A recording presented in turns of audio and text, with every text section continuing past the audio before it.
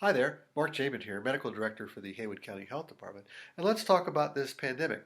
Time for our weekly update once again. And in this video, numbers from the last week would show that cases continue at a decreased level, but appears to have plateaued perhaps as we head into and are now in the Labor Day weekend. This is being recorded on Friday evening, so please share this video with someone you care about.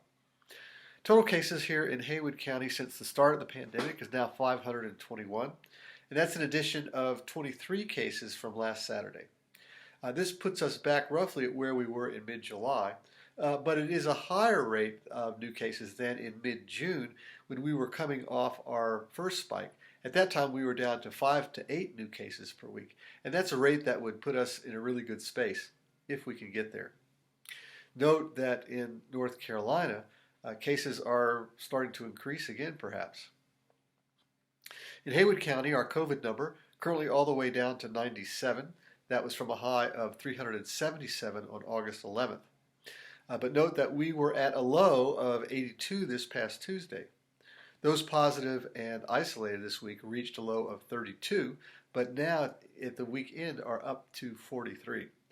And please remember that it was 2 to 3 weeks ago that our numbers spiked to their highest, and this got people's attention.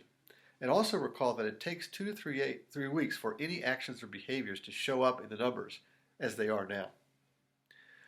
Remember that hospitalizations lag deaths and deaths lag hospitalizations. Both are down some.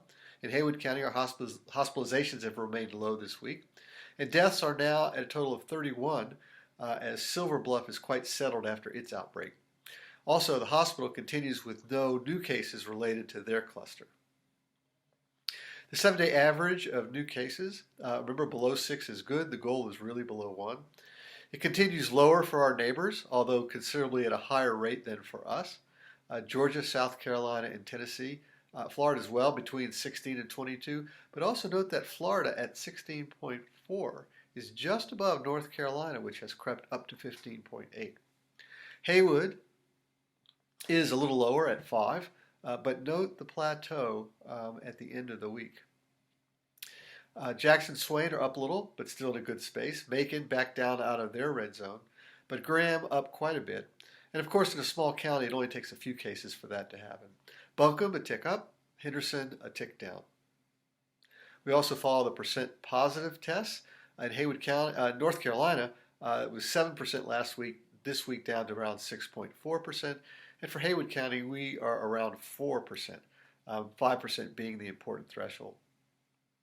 The current community prevalence here, below 5 to 7 per thousand is good, and we appear to be now down to about 1.5%. So right now, what does this mean? We continue in a good place, but hoping to get to a better place before the next spike comes. And it may already be here. If, over the past 2 to 3 weeks, we did not keep to what got us here, then the spike is here. The plateau we see this week is just the start.